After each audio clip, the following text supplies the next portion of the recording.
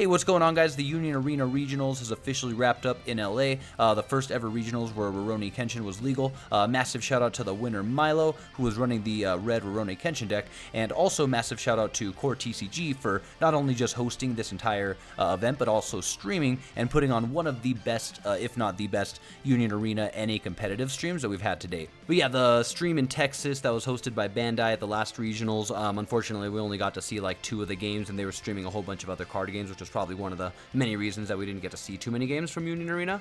But yeah, it was really cool to see that this was one of the first streams where there was just so many games that we got to watch.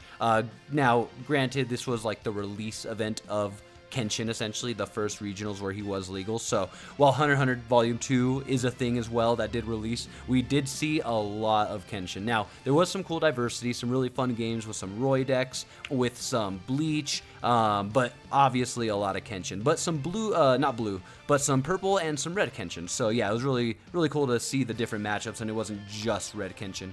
There's going to be a top 16, top 32 deck list that'll be coming out here in the next couple days, and massive shout out to Core TCG, Eggman events, the commentators, Anto and Div. If you guys didn't know, they are other creators as well as players in Union Arena, so just their love for the game and knowledge for the game coming out in their casting, and just them in general, awesome duo. It was really cool to watch. So big shouts out to them, great casters, and I'm really hoping that Bandai, you know, here's our message, here's our words, and if there's any way that they can, you know, get Core TCG on board, bring on Eggman events, I think it would be really smart on their end if there was any way they could collab with them so that we could have more streams like this in the future regionals that are especially hosted at like Bandai, Cardfest, and stuff like that. Obviously, Bandai's going to try to do their own thing, etc. They have their own channel. But it would be really cool to see more stuff like this. Because, yeah, we haven't really gotten to see a full 5 hours of games, hang out in like a Union Arena chat, just have a good time talking about the card game and spectating games and stuff like that. So, yeah, really hoping that we get to see more of this, and hoping Core TCG has the opportunity to be in charge of more stuff like this. Because clearly they've got the tools and the team to put stuff like this together and make it really enjoyable. Shout out to Pro DM Joey. Me and him were vibing in the chat, as well as a few other creators I saw, and everyone else in there who was vibing, familiar names. So it was really cool to see everybody in there. The UA community is clearly strong, and it was showing in this stream. Yeah, so again, the only other thing about this tournament in general, it was a lot of Kenshin. Like I said, we'll be diving into the top 16, top 32 deck breakdown in another video. When we get that, I believe, like Monday, they said they're going to be trying to put it out. Again, big shouts out to Core TCG for that, and anyone else helping do that. But yeah, so don't be surprised if it's going to be a lot of Kenshin, because that's what I was hearing from the videos we were watching as well. Not was there just a lot of Kenshin, but I heard the top 16 was like mostly, if not all, Kenshin.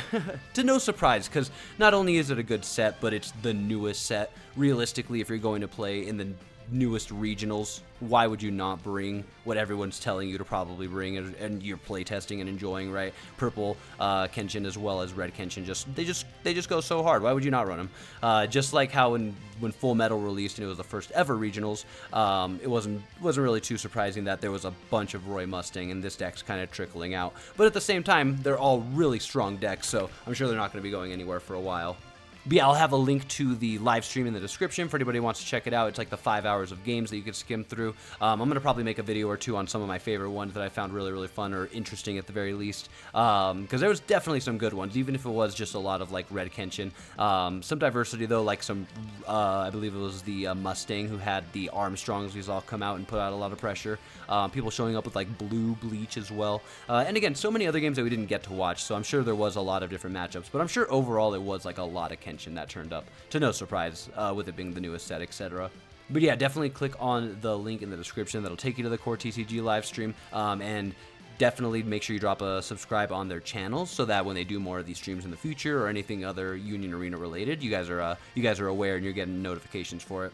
But yeah, hopefully we get to see more streams from Core TCG in the Union Arena community. Hopefully they get the opportunities to do it, because I think it could definitely help the community for sure. This was a great turnout for one of the first ever streams like this that we've had. And you know, I don't blame Bandai too much for not streaming enough or as much as we would like to have seen, like at Dallas, just because there's so many card games that they're trying to run at the exact same time. So, and they're trying to stream them all on one YouTube channel. So, I mean, at the very least, it would be cool to watch the finals. That's what I almost expected at the last one from Dallas. If you guys didn't see, we literally just watched 2 of the, like, I mean, I'm not going to say they're random matchups, but I expected to only see the finals instead of not see the finals at all and just see some games from earlier on, which were still really, really entertaining and fun to watch. But yeah, I'll probably make some videos on some of these games, the ones that I found most interesting, but definitely check out the live stream if you guys missed it, because it was really fun. And more than anything, the commentators, like, oh man, Anto and Div, they were killing it. They were doing such a great job. And chat was keeping the vibes alive along with them. It was a really good time. The Union Arena community is very strong for sure. But yeah, best part about all this is we're figuring out the Union Arena streams and the best channels to watch it through, and the best systems behind the scenes to get us the best quality streams and stuff like that to show us the games we want to see. We're figuring all that out before Nationals, which is in like December. So that's one silver lining to all this, right? We're figuring out, Bandai's figuring out the best and worst ways to do it. Maybe who they should put off and dedicate the tasks to just for the overall better quality. Because yeah, it is fun sitting in a stream for literally hours and just watching the card game you want to watch. I'm sure we've all been there for many of the Bandai card games where it switches to some card game we don't care about, and well, now we got to walk away from the stream for a couple hours. And in general, that's a terrible way to retain viewers, I imagine. You could definitely schedule card games later on, but at the same time, it's like, I don't know, if you have dedicated streams for certain card games, I feel like that's just going to work out better. That's just me. But in general, really had a good time.